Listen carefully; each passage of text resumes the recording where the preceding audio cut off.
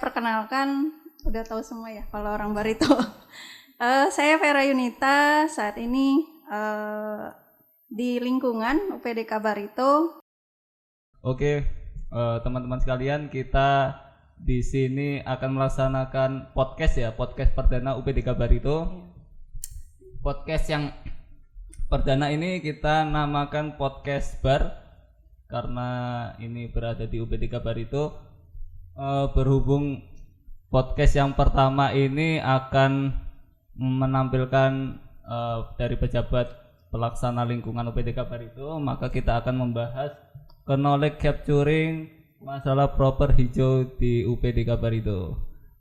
Perkenalkan, nama saya Zen Fuadi bersama dengan siapa Mbak? Ruth Felicia. Dan bintang tamu kita yaitu Mbak Vera Yunita. Oke. Terlalu lama ya. Aku bingung. Baik, langsung saja kita akan melaksanakan knowledge capturing kepada Mbak Vera Yunita. Pertama-tama, siapa sih Mbak Vera Yunita ini? Dari mana maksudnya? Kenapa kok bisa ke PLN? Dari teknik apa sebenarnya? Oh iya, satu-satu. Oke, mulai dari mana Mbak? Oke, ya perkenalkan, udah tahu semua ya kalau orang Barito. Saya Vera Yunita, saat ini di lingkungan UPDK Barito. Jadi saya dulu itu awal mulanya masuk PLN itu dulu saya pengangkatan tahun 2007. Saya kuliah di S1 Teknik Kimia Universitas Sriwijaya, Palembang. Saya lulus di tahun 2004, terus itu kerja untuk ngisi setelah menjadi lulusan kita kan nganggur ya, kerja apa aja biasanya kita kan ambil aja. Jadi saya pernah jadi admin TK. Itu di mana Mbak? Di Lampung. Itu gaji saya ingat banget 150.000. Jadi cuman cukup kayaknya transport aja deh. Tapi yang penting kalau saya waktu itu punya pengalaman kerja. Nah, terus itu saya kerja lagi jadi administrasi kayak vendor gitu. Jadi kayak adminnya ngurusin administrasi kayak ngetik-ngetik gitu. Itu nggak nyampe 1 tahun. Terus itu saya dapat info ada penerimaan PLN D3 Kimia. Itu saya kebetulan ya itu memang waktu itu hari terakhir, jadi zaman dulu kan masih capos ya, jadi kita kirim via pos. Itu hari terakhir capos. Jadul banget. Diterima PLN, jadi alhamdulillah kesempet aja tuh saya ngirim lengkapi berkas ya, terus tuh mulai deh dipanggil untuk tahap pertama administrasi, mungkin sama dengan yang sekarang zamannya Mas Zen sama Mbak Ruth, administrasi, terus tes administrasi, terus tes psikotes ya, general aptitude, kemampuan dasar, bahasa Inggris. Alhamdulillah sampai tes kesehatan. Ya, itu lulus semua, jadi saya diterima di PLN dan saya OJT langsung ke UPDK Barito. Jadi saya itu memang termasuk yang lumayan lama di sini. Jadi 2006 saya OJT. Angkatan berapa Mbak Vera ya? 2007. Enggak, angkatan masuknya angkatan. Oh iya, saya masih digit 1. Jadi saya itu angkatan 7. 7. Iya, tua. 2007. Iya, 7. Angkatan 7. Jadi dari 2007 itu sampai sekarang saya di UPDK Barito. Jadi sempat 4 tahun aja sih. Kemarin saya di PLTA itu di tahun 2008. OJT-nya tapi di sini Mbak? Di Barito OJT. atau di Trisakti? Saya OJT kantor. Oh, kantor. Di kantor. Terus 4 tahun di PLTA. Ya. Itu terus, dari membujang sampai enggak. Saya di PLTA udah punya anak 1, sudah punya anak 1 sampai punya anak 2, habis itu baru pindah lagi ke sini, anak ketiga. Iya. Ya sampai sekarang sih saya di lingkungan dari awal. Dulu kita nggak ada lingkungan ya, jadi mungkin masih di bawah Obhar ya. Iya. Mbak gabung mana Mbak? Obhar Lingkah atau? Setahu saya kan kalau SDM kan SDM K3 dan umum ya. Kalau yang lingkungan ini gimana dulu? Kalau lingkungan dulu kita namanya analis kimia. Dulu tuh belum ada divisi HSSE. Saya dulu analis kimia dulu kan.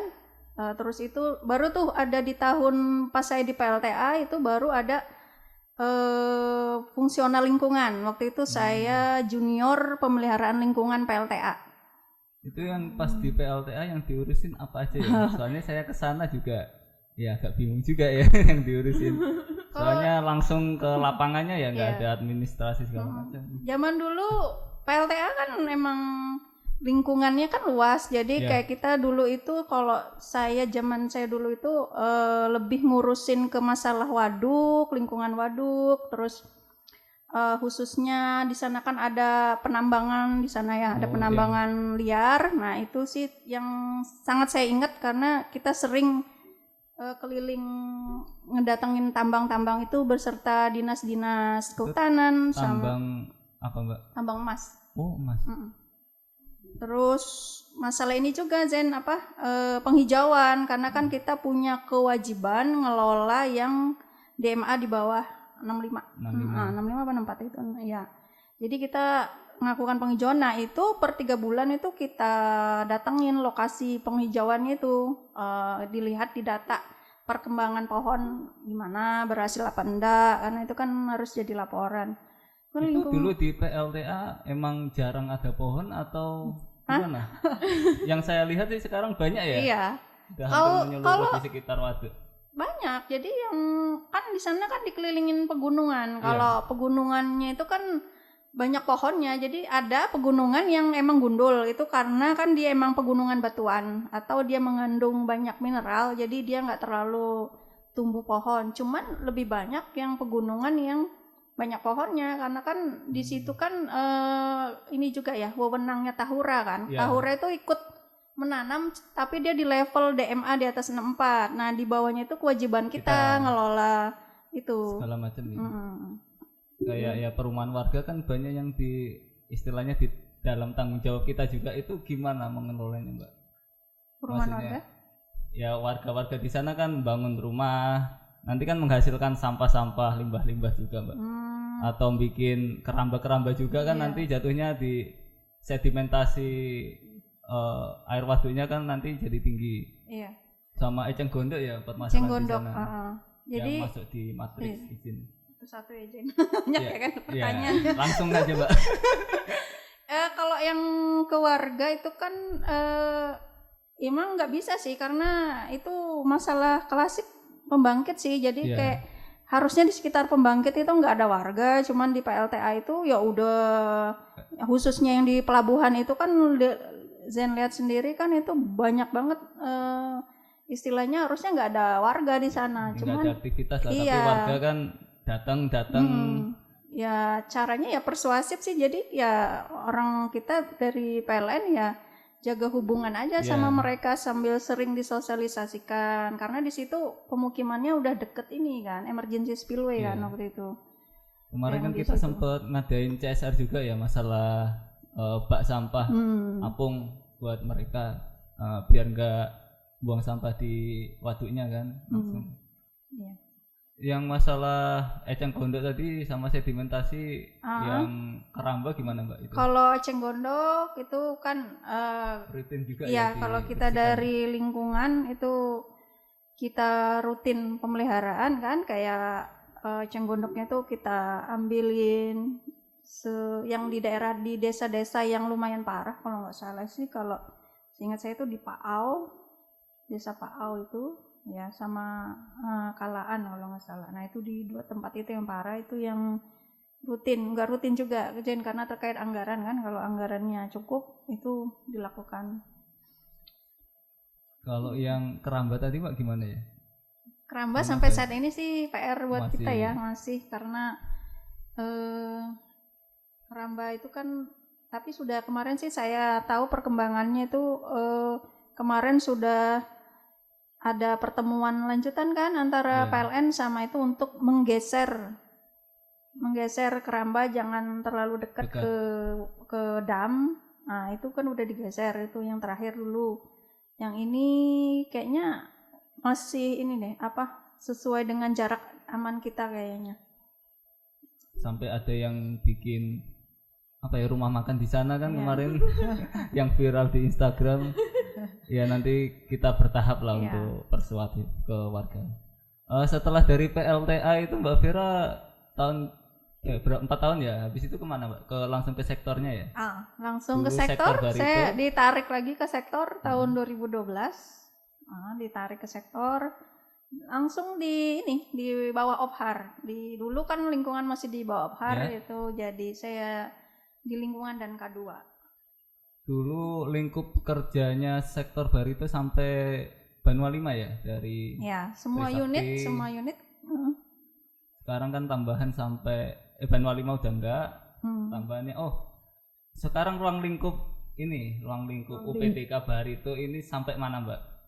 Nangani lingkungannya nih. Soalnya saya juga kadang enggak hafal juga. Unit layanannya? Unit layanan dan subnya juga. Kalau hafal saya nggak terlalu ini juga. Yang kita kan yang perjelas 3 unit layanan. Semuanya wajib kita urusin kan. Cuman yang PR, yang masih PR ini yang unit layanan ini Tambun Bunga, karena kan itu baru kita dapat dari UIW. Nah itu PR-nya untuk lingkungan lumayan banyak, karena di sana kan mungkin di zamannya dulu nggak terlalu diperhatikan karena unit-unitnya isolated, kecil-kecil, terus nggak diproper. Jadi untuk kewajiban lingkungan kayak izin memiliki IPAL, TPS itu kan mereka belum punya, kecuali yang udah diproper, yang unit besarnya udah aman lah ya. Kita tinggal nerusin dari UIW, tapi yang kecil-kecil itu PR mulai pelan-pelan kan kita benahin. Kayak tahun ini kan udah kita buat IPAL dan TPS yang unit yang kapasitas di atas 3 MW. Itu dibuatkan. Nanti kedepannya ini tugasnya Zen sama Ruth untuk mulai ngelengkapin yang unit kecil-kecil, terutama untuk pengelolaan lingkungannya. Jadi sebenarnya tugas orang lingkungan ini apa aja sih Mbak cakupannya? Maksudnya dari, kan setahu saya untuk pengendalian pencemaran udara, air sama limbah B3. Nah, apa aja sih Mbak yang harus dikelola dari lingkungan kita ini? Untuk pengelolaan lingkungan jelas kalau udaranya Mbak, apanya? Misalnya uji emisi kah? Kerjasama sama lab mana nih? Ini pertanyaan ini ya, pura-pura nggak tahu ya.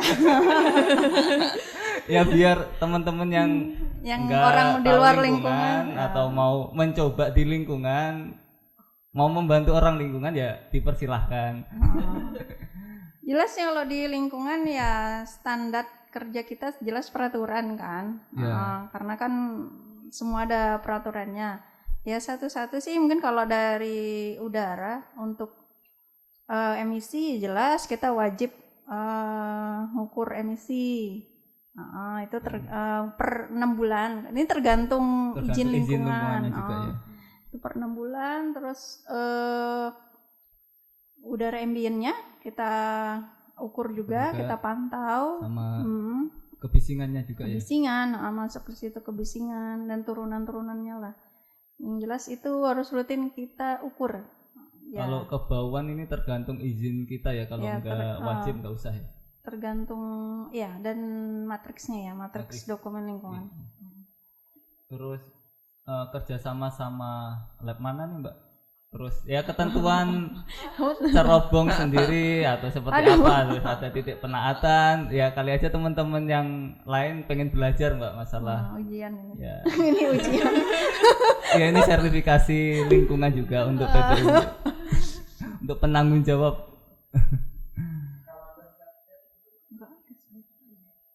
Enggak ada ya ini kan mukodimaknya dulu nih. Mukodimak panjang banget. Ayo Ruth nanya apa?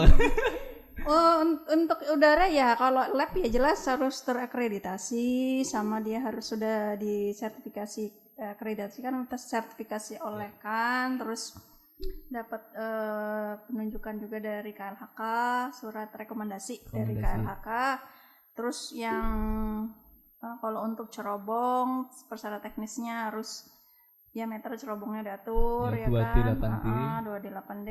Terus sekarang ada juga aturan bahwa orangnya itu harus tersertifikasi ya kan. Untuk Subzen sudah tersertifikasi, mungkin nanti nyusul root. Soalnya ini kewajiban kan sertifikasi untuk penanggung jawab masing-masing ya, udara, air, limbah B3 dan operatornya juga. Jadi kalau yang nanganin satu harus punya 6 sertifikat gitu kan Mbak?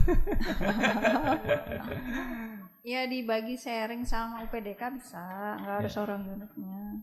Ya karena orang kita terbatas kan ya, kalau kita juga pertimbangannya kenapa satu orang ditumpuk tuh, kalau saya sih pertimbangannya karena dia emang udah di dunia lingkungan itu dia sudah punya pengalaman, jadi pas ketika disertifikasi ya insya Allah dia lulus. Jangan sampai udah kita sertifikasi lumayan harganya nggak lulus gitu kan, karena dia bukan orang lingkungan. Ya benar juga, nggak, dia mau jawab apa ujian kalau dia bukan orang lingkungan. Dari jadi, administrasinya aja udah. Pertimbangan saya itu, makanya satu orang pejabat lingkungan tuh saya ikutkan semuanya.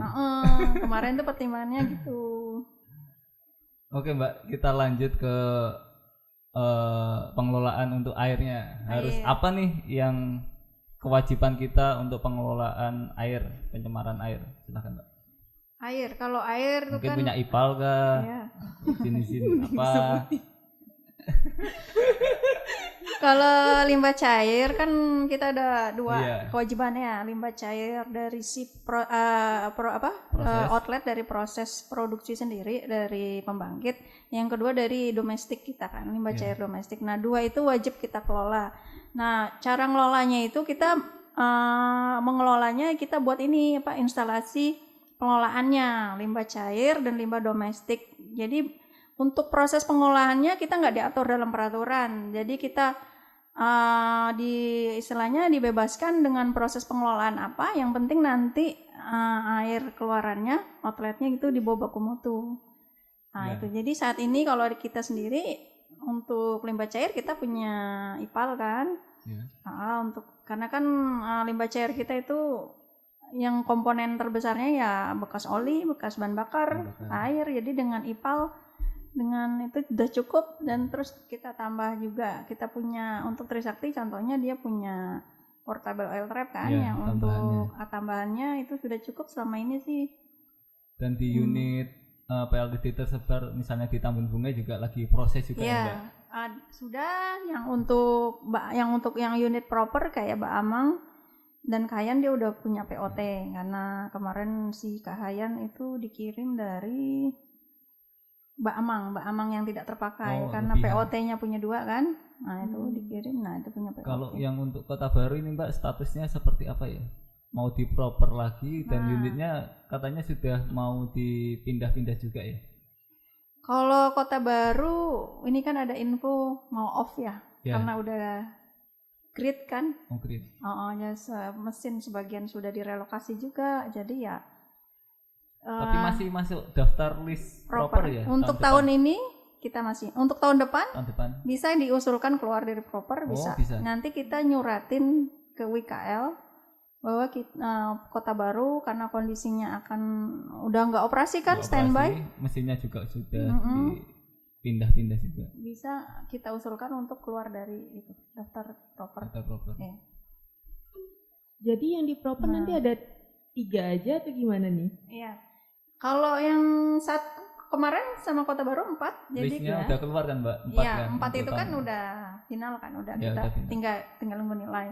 Kalau yang kedepannya, kalau Kota Baru menurut Barito mau udah harus sudah nggak perlu nih di proper, udah standby terus juga jarang operasi, bisa nanti diusulkan ke WKL, nanti WKL ke PLN pusat ke KLHK. Bisa. Berarti untuk kedepannya ketika Kota Baru ini udah nggak include dalam proper lagi, berarti apakah ada yang menggantikan atau enggak? Jadi itu tergantung kitanya juga sih. Jadi kayak kalau ada yang menggantikan atau enggak ya tergantung kesiapan unit juga. Selama ini kayak Kapuas tuh kan 2 kali kita usulkan proper. ikut penilaian proper, tapi kan nggak pernah goal kan. Ya mungkin tahun ini pasti disuruh lagi tuh diusulkan proper Kapuas. Kalau dia dinilai KLK udah siap, bisa jadi ikut penilaian proper. Itu proper harus usulan dari kita PLN-nya atau dari DLH atau KLH-nya, Mbak? Biasanya seperti apa? Selama ini sih jalurnya itu usulan dari kita. Usulan dari kita ya.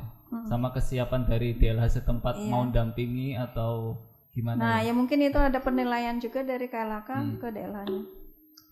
Nah, ini untuk misalnya ya tadi di air ya, masalah perizinan IPAL domestik atau limbah cair, itu ngurusnya seperti apa, Mbak? Dari ya dulu kan kita tahu ngurusnya ke DLH langsung kan, yang perizinannya. Sekarang gimana, Mbak?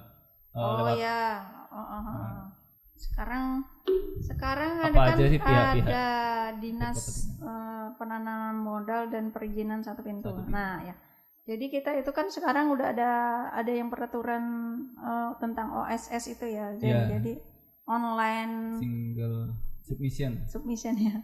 Jadi izin sekarang online itu prosesnya itu dari kalau kita sebagai di UPDK Barito, prosesnya itu gini. Jadi kita menyurat ke UIKL bahwa kita misalnya mau ngurus perpanjangan izin TPS Trisakti.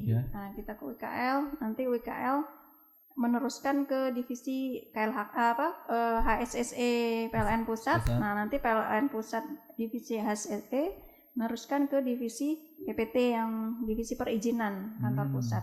Jadi nanti yang input di OSS itu divisi PPT. Jadi nanti habis itu outputnya itu ini kayak selembar gitu, kayak persyaratan NIB gitu ya, kayak bahwa ini udah terdaftar di OSS, segera ditindaklanjuti. Nanti kita disuratin balik dari PLN Pusat. Terus, nah dengan bekal itu kita menyurati ke itu DPM PTSP. Berarti nggak langsung ke sana ya? Sekarang nggak langsung ke DLH atau ke Nah PTSP. Ini kadang-kadang saya juga bingung. Kadang-kadang ada yang urutannya kayak gitu. Tergantung daerahnya masing-masing juga. Nah ya itu mungkin belum terlalu standar nasional kali ya. Jadi kadang-kadang lewat DPM PTSP nanti baru ke OSS, atau lewat OSS dulu nanti DPM PTSP kayak gitu. Ini sudah semua daerah atau gimana, Mbak? Yang di UPDK Barito kan Kalsel sama Kalteng ya? Udah siap semua atau sebagian aja? Kalau yang saya tahu yang Tambun Bungai semuanya udah lewat OSS. Terus kalau yang Kapuas kemarin kita tahun berapa? 2019. Itu belum OSS. Mungkin kalau Trisakti Kabupaten Banjarmasin, Kota Banjarmasin itu yang terakhir kemarin karena COVID masih manual, tapi kedepannya lewat OSS. Oke, kita akan lanjutkan yang tadi, Mbak. Sekarang untuk pengelolaan limbah B3. Untuk syarat-syaratnya apa aja sih, Mbak, untuk mengelola limbah B3 ini? Pengelolaan limbah B3 supaya memenuhi persyaratan. Persyaratan minimal lah. Seperti apa? Yang pertama kita harus punya ini dulu kan, pasti harus punya TPS. Punya limbah dulu kan, limbah B3. Iyalah, menghasilkan. Harus mendeteksi dulu ya, maksudnya limbah di unit kita ini apa aja dulu kan? Iya, setiap unit setiap proses produksi kan pasti punya limbah limbah B3. Apabila dia terkategori limbah B3, nah itu kan dia wajib disimpan di TPS limbah B3. Jadi ya pertama kita harus punya TPS. Terus habis itu udah kita bangun, terus itu sesuai ketentuan teknis, itu ada persyaratan teknisnya kayak dia dari bangunannya itu harus ada ventilasi, terus lantainya harus permanen lah ya, terus ada paletnya, terus ada juga oil catchernya, terus ada dilengkapi dengan EWOS untuk keadaan daruratnya. Nah segala macam itu udah kita menuin, baru kita ngurus perizinannya. Sesuai dengan jenis limbah B3-nya ya? Ya, kita ngurus perizinan, nanti kalau udah keluar izinnya, Nah, itu kita baru udah sudah bisa menyimpan limbah Itu B3 berarti di situ. Perizinannya sama kayak IPAL tadi ya, prosesnya kurang lebih Iya, seperti itu. sama. Semua perizinan sekarang lewat dinas perizinan satu pintu kan. Jadi kayak DLH itu hanya sebagai verifikasi lapangan nanti, mendampingi dinas PTSB tadi sama DLH verifikasi lapangan udah sesuai belum sama persyaratan peraturan yang kalau TPS diperiksa. Dia didampingi sama dinas karena dinas DLH yang menguasai kan persyaratannya apa gitu. Kalau nanti habis verifikasi lapangan kan nanti kita ada namanya berita acara kan yang kurang-kurang apa nanti kita penuhin dulu, nanti kalau udah di close baru nanti izinnya bisa keluar. Selain izin TPS tadi kan kita harus ini ya bekerja sama dengan pengangkut, pengumpul, pemusnah. Itu di UPTK Barito sekarang kerjasama sama siapa? Dan ketentuan dari pengangkutnya itu apa aja? Oh iya. Pengangkut dan pengumpul ya kita ya. Jadi kan kalau limbah B3 itu termasuk di lingkungan tuh aspek yang rumit karena kan dia nggak boleh sembarangan. Jadi kayak kalau sudah dia terkategori limbah B3 itu kita nggak boleh sembarangan. Misalnya kita cuci terus kita pakai lagi. Nah, itu ada izin, itu sebenarnya nggak boleh. Kan, semua tentang limbah B3 itu harus ada izin. Nah itu benar ya Zen tadi kan ada izin pemanfaatan. Kalau kita memanfaatkan limbah B3, bahkan membakar pun kan nggak boleh. Itu namanya open dumping kan. Nah itu nggak boleh. Open burning itu nggak boleh. Jadi biar kita di Barito akhirnya kita make pengelolaan limbah B3 yang pengangkutan dan kita buatkan kerjasama sama pihak pengangkut dan pengelola limbah B3. Nah itu kita saat ini sama PT Sinar Bintang Albar atau PT SBA. Nah, itu sebagai pengangkut dan pengumpul aja ya. Nanti pengangkut untuk dan selanjutnya pengumpul. Dari pengumpul ke mana itu MOU-nya kemana saja Mbak? Iya. Jadi kalau yang urusan mereka ya? Iya. Jadi yang jelas kita sebagai penghasil limbah kita juga harus tahu persis bahwa si PT SBA itu limbah B3-nya benar-benar dikelola, bukan dibuang di jalan atau gimana. Itu harus jelas. Jadi kewajiban kita juga walaupun kita hanya sebagai penghasil, tapi kewajiban kita itu untuk tahu si pihak pengangkut dan pengumpul itu Pak PT SBA itu kerjasama dengan siapa? Dia harus punya izin yang jelas sampai akhir dari si limbah B3 itu nanti dikemanakan. Nah itu kita harus bisa tahu kan. Kita ketika penunjukan PT SBA kan udah kita pelajari dokumennya jadi kayak misalnya oli bekas kita itu diapain sama SBA, ternyata dia kerjasama dengan misalnya dia kerjasama saat ini dia kerjasama dengan WGI kalau nggak salah itu. Jadi si oli bekas diolah lagi, dimanfaat lagi. Jadi terus si PT yang kerjasama dengan SBA juga jelas dia punya izin pemanfaatan gitu. Jadi tanggung jawab kita. Lumayan ribet juga ya untuk ngurusin limbah B3. Oke, setelah limbah B3 ini Mbak, kita langsung ke materi utama ya, knowledge sharing untuk proper hijaunya. Jadi apa aja sih Mbak tahapannya untuk menuju proper hijau? Silakan Mbak Vira. Ya, makasih Zain.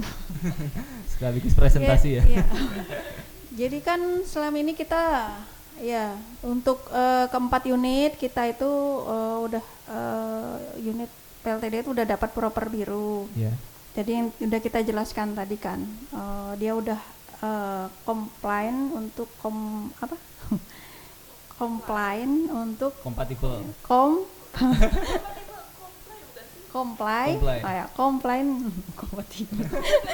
kompatibel kan siap nih untuk dijadikan. Kalau komplain ya protes ya, komplain protes. Jadi harus comply dengan yang tadi ya, dengan yang biru itu kan limbah B3, udara, air, izin lingkungan itu kita udah penuhi semua, kita dapat proper biru untuk 4 unit. Nah, jika kita ingin melangkah ke proper hijau, nah itu harus kita persiapkan karena di proper hijau itu ada 8 penilaian.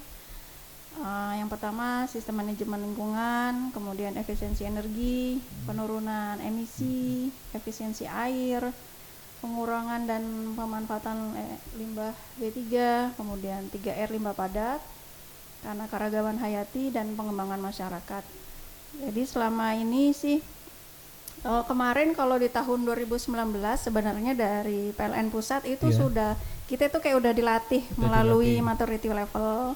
Jadi dulu tahun 2019 penilaian kinerja kita itu sudah menuju proper hijau. Jadi untuk 8 item yang saya sebut tadi itu kita harus membuktikan apa sih yang udah mulai dirintis oleh UPDK Barito biar mendapatkan nilai kinerja yang full.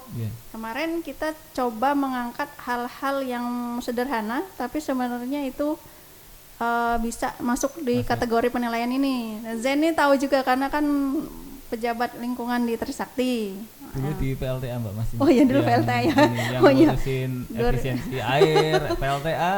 Bahas efisiensi air kan rasa rancu. Jadi kalau kita jelasin satu-satu sih kalau udah selama ini yang kita sesuai dengan yang kita sudah lakukan ya Zen. Nah itu kan di tahun 2019 sudah mulai kita evidence-nya kita kumpulkan. Tapi dalam rangka MATLAB bukan untuk ke proper hijaunya beneran. Tapi kayak apa ya udah mulai belajar kayak gitu.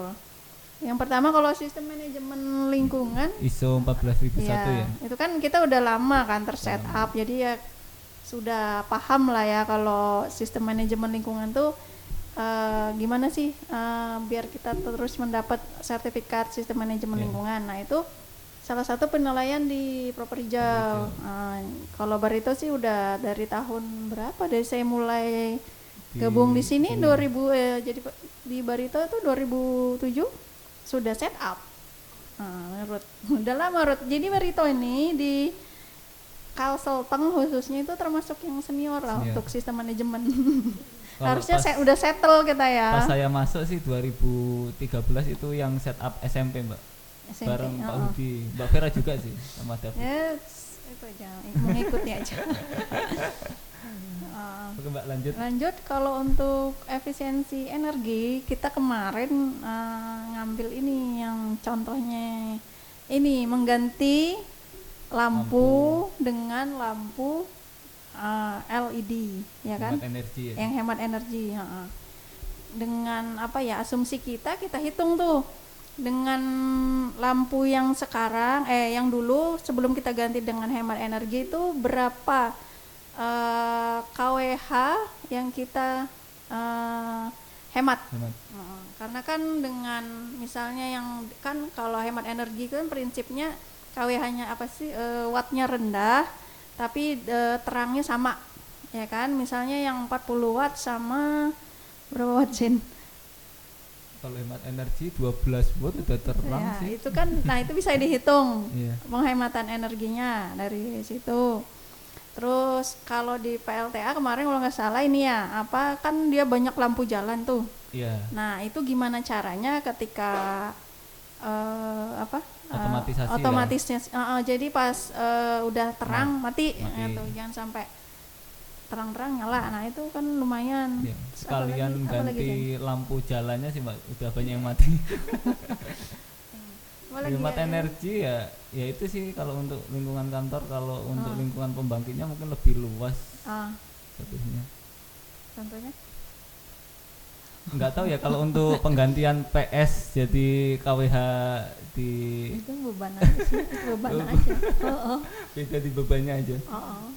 Tapi kalau untuk di mesin ya agak susah sih soalnya kan ke pembangkitnya ya. Kalau mungkin pola ini sih lampu-lampu pas sekarang kan nggak operasi juga, PS tinggi juga, jadi ya yang mesin mulai dioperasikan, maksudnya untuk pemanasannya ini dilakukan yang sebelumnya setiap hari, sekarang mungkin 1 minggu sekali atau sudah ada warning dari AP2B akan dilaksanakan operasi, di order, nah baru dipanasi kayak di PLTG kan kayak gitu.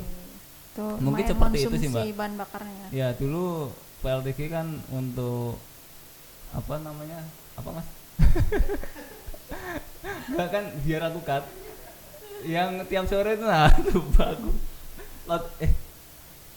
Racet. Oke. Cek. Untuk yang di PLTG dulu nyalakan pompa racet ya, mulai jam 5 sore setiap hari. Itu udah bisa ya. Ya, Tapi yang penting pola operasi sih Mbak iya, jatuhnya. pola operasi. Sekarang ya sebelum ada order aja baru dioperasikan. Jadi mungkin seperti itu sih eviden kita untuk Iya. hemat energi. Ini Zen, kalau misalnya nih kalau memang kita mau ke hijau beneran kan itu kalau itu syaratnya dia harus terekam dan terekam dan ada bukti apa yang terkurang tuh jumlah, ada hitung-hitungannya energi yang yang kita sebenarnya hemat tuh berapa. Nah bisa sih Mbak, yang Jadi- tadi itu oh. ada PS-nya kan tertera juga, kita ngitung tiap harinya kan ada. jadi Bisa gitu. selama 3 tahun kalau nggak salah Oh. datanya itu nggak bisa kita cuma tiba-tiba data yang Data bulan itu ini terus mau calon apa hijau, Soalnya itu kan nggak kuat. ada prosesnya juga kan Pak, Mm-mm. dari kandidat hijau dulu Iya, kan baru ke calon. hijau. Jadi ya mungkin di kandidat hijau dulu misalnya 3 tahun, yang rencanamu ini kerjain dulu, kalau sudah siap baru ke hijau, mungkin kan seperti itu. Satu kali penilaian. Kan calon dulu kan Mbak, sebenarnya calon kandidat ini kan bisa program dulu kan, nggak masalah kan. Enggak. Jadi kalau calon kandidat hijau tuh kayak satu tahap, cuman satu periode. Jadi kayak bulan ini nih kayak mereka nih kan Iya. kemarin bulan apa kemarin? Oktober ya. Iya. Oktober calon kandidat hijau. Nyusun dokumen dari KPL sama eviden hitungan yang 3 tahun terakhir. Oh. Baru di grade sama KLHK berdasarkan DRKPL. Nanti di slide berikutnya tuh ada DRKPL plus penilaian, benar-benar penilaian implementasi hijaunya, keluar tuh nilai. Nah nanti itu nggak usah di grade sama mereka. Oh jatuhnya nanti misalnya di kandidat hijau itu terpilih yang masuk kriteria. Oh ya tuh Zen nomor 3 itu kan jika lebih dari nilai DRKPL rata-rata baru dia di masuk ke hijau ya, penilaian dokumen hijau. Berarti pas periode proper itu juga. Iya, Oh. jadi bukan dikasih waktu calon kandidat hijau 3 tahun. Calon dulu Enggak, kandidat enggak. hijau. Di periode itu. Periode. Oh itu berarti calon kandidat hijau nih yang mau bersaing sama kandidat Iya, hijau yang per lain ya. bidang tuh ya, Berarti untuk masuk ke Per calon sektor. kandidat hijau harus ada 3 tahun persiapan dulu baru bisa jadi calon kandidat hijau. Enggak. Jadi kalau persyaratannya itu urut ini apa kalau yang sekarang ya, kalau dia misalnya nih proper biru tapi enggak ada 100%, enggak ada temuan. Iya. Pas yang merapat sementara. Nah, itu otomatis dia masuk ke calon kandidat hijau dan dia pasti biru. Oh iya. Nah, calon kandidat hijau masuk. Nah, baru tuh kita nyusun dokumen DRKPL. Nanti kan kayak dokumen gitu. Terus pengumpulan dokumen terus harus di atas nilai rata-rata.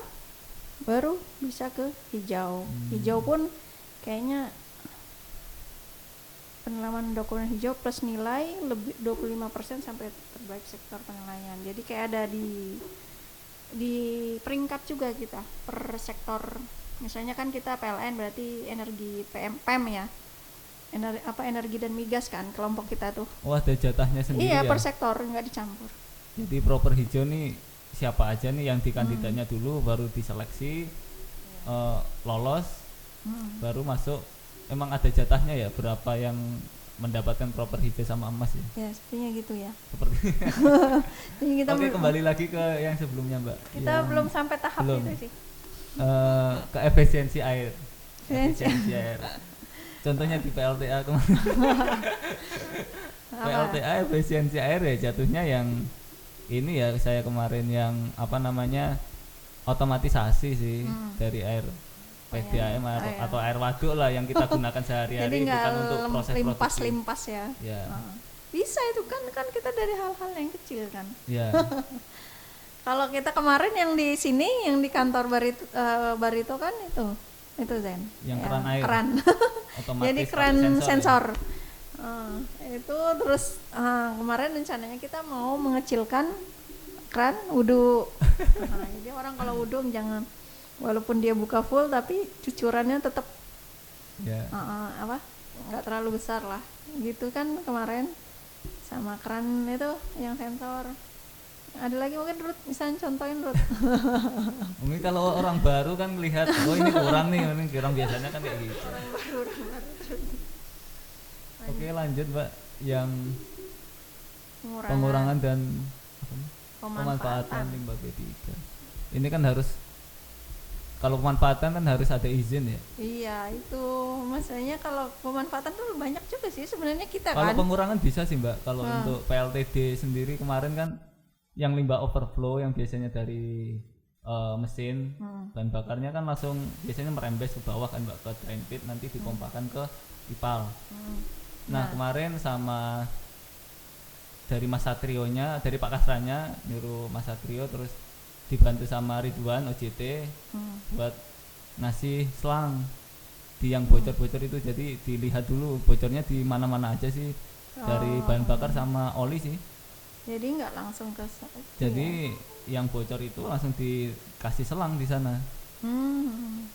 Mungkin pipa dulu ya, pipa dilas, habis itu selang ke drum, dari drum nanti dipompakan lagi, balik lagi ke pompa ke tangki. Jadi nggak langsung jadi limbah ya? Nggak langsung jadi limbah, dimanfaatkan lagi. Jadi seperti itu sih. Tapi untuk datanya mungkin ya data ini kira-kiranya keluar IPAL-nya berapa, jadi kurangnya berapa. Tapi agak susahnya kita udah jarang operasi, nggak kayak dulu. Oh yang sederhana gitu teman-teman, biasanya kan itu Zain majun dicuci ya kan. Wah itu terus dipakai lagi. Itu pemanfaatan limbah kan? Lalu sih Mbak. Saya lihat yang filter apa tuh yang jadi tempat duduk tuh, itu manfaatan nggak ya? Masuk nggak ya?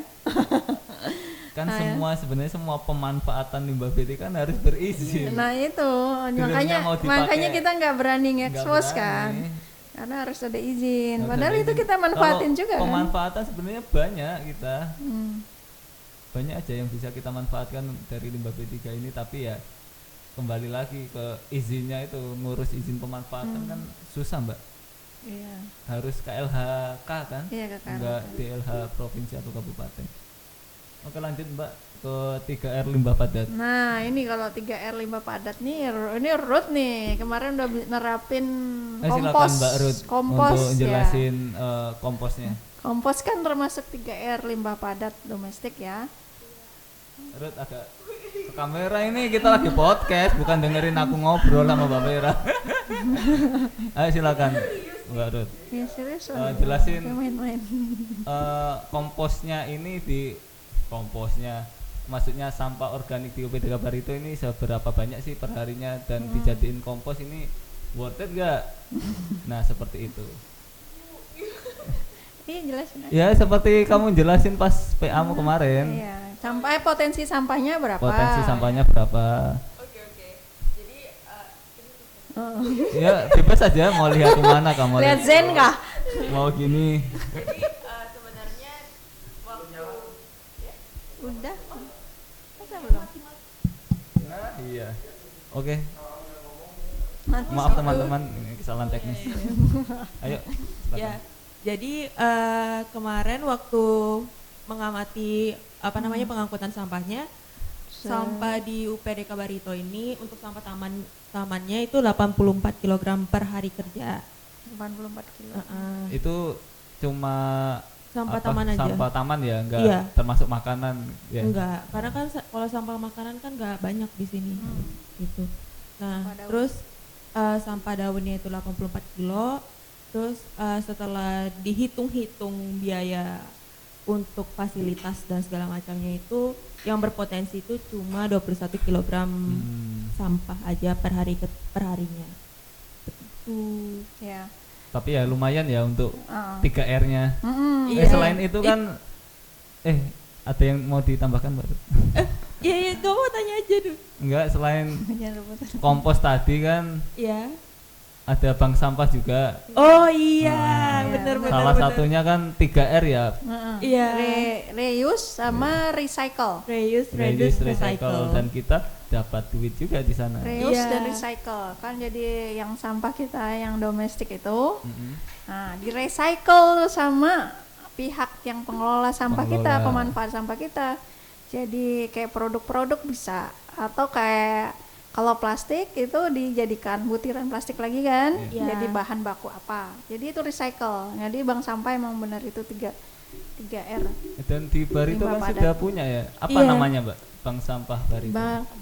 Bank sampah Barito Cemerlang, Borneo. Itu operasi Enggak, aku dulu.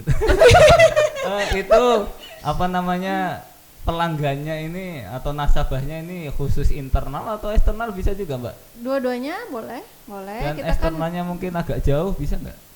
agak jauh, silakan. Kalau dia Silakan ya. nggak keberatan nganter ke sini kan, karena Ya. kita nggak bisa jemput ke sana. Kemarin soalnya pas kita ngepost di Instagram kan kayak Mbak Novi itu salah satu yang tertarik Oh ya, iya. mau ke sini ya silahkan Atau ya. buka cabang di UKL. Barito. Ada ngurus-ngurus izin-izin atau gimana, Mbak, itu? Iya, Atau izin. cuma ngomong DLH, soalnya kan kita ini ya di bawah induknya ya. Ya. Bank Jadi sampah kalau misalnya nih ada kemarin prosesnya seperti apa? ya ada teman-teman nih yang dengerin mau buat bank sampah di rumahnya, apa di ibu-ibu apa PKK. Nah itu jadi kalau kemarin itu kita pertama kita harus ke DLH, karena kan untuk program bank sampah Banjarmasin dan semuanya sih ya itu programnya DLH. Nah DLH nanti kayak ngasih awareness ke kita. Oh, ke itu kita. khusus Banjarmasin aja ya? Kalaunya kita karena kita di Banjar enggak untuk seluruh Indonesia. Tapi karena kita kemarin maksudnya DLH Banjarmasin kalau yang untuk di Banjarmasin. Kalau yang untuk misalnya di PLTA nih, Berarti harus dia ke DLH Kabupaten Banjar ya? Banjar coba koordinasi. Terus dari DLH kan udah awareness ke kita untuk pengurusan bank sampah itu apa aja yang harus dilakukan. Jadi yang pertama kita harus punya organisasi bank sampah. Nah itu kita bentuk organisasi bank sampah. Jadi manajernya siapa, bendara, terus kemarin kita buat sekretaris, terus itu kita dari DLH nanti membuat namanya SK untuk pembentukan bank sampah kita. Dari SK-nya itu nanti DLH dia karena ini suatu kayaknya prestasi buat DLH juga ya, karena ada bertambahnya bank sampah berarti kan program kerja dia berhasil. Jadi dia ngasih bantuan ke kita Zen cuma-cuma, jadi dia ngasih ke kita timbangan, buku tabungan, semua buku-buku tuh dia ngasih semua, terus dia sosialisasi ke sini tanpa kita bayar ya kan. Terima kasih DLH Kabupaten Banjarmasin. Kalian Banjarmasin. Kota Banjarmasin. Kalian luar biasa. Jadi Kalian dia aja ditonton sama mereka, Mbak. jadi emang DLH itu sangat senang mengapresiasi sekali ya kalau kita ada yang mau membentuk bank sampah, kan membantu mereka kita mengelola sampah mandiri kan. Jadi kan kita nggak menambah jumlah sampah yang kita buang ke tempat pembuangan akhir. Nah karena kan sampah kita kelola lagi, kita manfaatkan, dapat duit lagi ya kan. Mantap sekali. Oke, lanjut. Keanekaragaman. Nah kenapa? Tambahkan. Bu, boleh nanya nggak Bu? Iya. Boleh. Untuk bank sampahnya ini beroperasinya bagaimana ya? Apakah setiap hari atau? Sekalian iklan ya. Iya, sekalian dong. Jadi bank sampah kita Barito Cemerlang, nah itu beroperasi seminggu sekali. Itu kita bisa nerima sampah di setiap hari Rabu jam 9 sampai jam 11 pagi. Nah itu silahkan Untuk kalau daftar sampah yang bisa dijual di bank kita apa aja, Mbak? Ada di ini ya, di apa namanya? di flyer. Instagram kita ya. Instagram, P3 iya Barito. bisa cek di Instagram. Bisa cek. Alamatnya apa tuh? Instagram P3 Barito. PLN P3 Barito. Iya, itu lanjut ya. Oke, lanjut. Keanekaragaman hayati. Nah, ini salah satunya ya CSR itu ya. Bukan, CSR-nya udah bawa. Oh, yang itu. Keanekaragaman hayati itu yang dimaksud di lingkungan unit kita sendiri ya, nggak ke lingkungan sekitar kita ya, atau gimana? Jadi gini Jen, kalau yang setauku ya, jadi kalau keanekaragaman hayati itu kita melestarikan flora dan fauna yang endemik. Jadi kayak ciri khasnya Bekantan. ya. Kalau tumbuhan kan ulin. Nah, atau apa kemarin tuh yang ditanam di Trisakti kemarin? Apa tuh yang mangga kecil-kecil tuh? Mana harus keluar ya? Wah, saya nggak tahu. Atau ya itu tuh tanaman endemik ternyata. Tanaman Jadi kita endemik. nanam itu di Trisakti kemarin. Oh, yang di belakang. Iya, itu salah satu contoh keanekaragaman hayati. Mungkin perlu, kalau kayak gitu mungkin perlu dikasih name tag ya, yang di pohonnya itu, Apa Riz? biar tahu. Kasturi. Nah, itu kita tanam itu kemarin. Itu apa enggak itu Zen? Di depan SWD. Di depan SWD, kayaknya halaman. hidup aja sih Mbak. Kemarin berapa bibit tuh kita Tapi kayaknya yang hidup nggak, cuma beberapa aja, nggak banyak. bisa pohon ulin kan di PLTA kemarin ya kan. Bibit ulin di PLTA. Mudahan hidup hijau yang itu. Oh, mungkin yang seperti itu yang Iya, endemik ya. endemik. Oke Mbak Vera, kita Iya. lanjutkan ke pengembangan masyarakat. Iya. Ini apa aja Mbak yang dibahas di pengembangan masyarakat? Pengembangan masyarakat itu kan community development ya kan. Nah, jadi kalau saya lihat sih contoh-contoh orang yang pernah unit yang pernah nyusun dokumen hijau tuh, jadi itu tuh kayak gini kita memberi bantuan ke masyarakat, tapi bukan hanya bantuan aja, jadi kayak kita monitoring juga bantuan yang kita kasih itu berkesinambungan. Nah, itu yang nilainya tinggi. Ya, saya contoh itu kalau di Asam-Asam itu dia ini buat ini bantuan air bersih ke masyarakat. Nah, itu kan pasti dijaga kan sama mereka kan. Maksudnya karena itu emang kebutuhan pokok mereka kan. Jadi kita bukan cuman kayak ngasih uang untuk mensejahterakan mereka, tuh bukan kayak gitu. Jadi community development tuh mengembangkan memberdayakan masyarakat, biar mereka ada nilai tambah nilai kan. tambah. Kayak mesin pencacah sampah kan tadi, kompos. Bisa kalau warganya pengen bikin kompos juga kan. Iya bisa. Oh, jadi seperti itu. Iya. Sebenarnya banyak ya untuk pengembangan masyarakat yang ya CSR kan bisa masuk ke sana, tapi Tapi bukan hanya itu. bukan hanya sebatas uang atau apa kan. Iya. Kayak pengembangan wisata kan bisa juga. Maksudnya Kan gimana tuh? berkesinambungan juga kan pengembangan Wisatanya masyarakat. ada terus ya.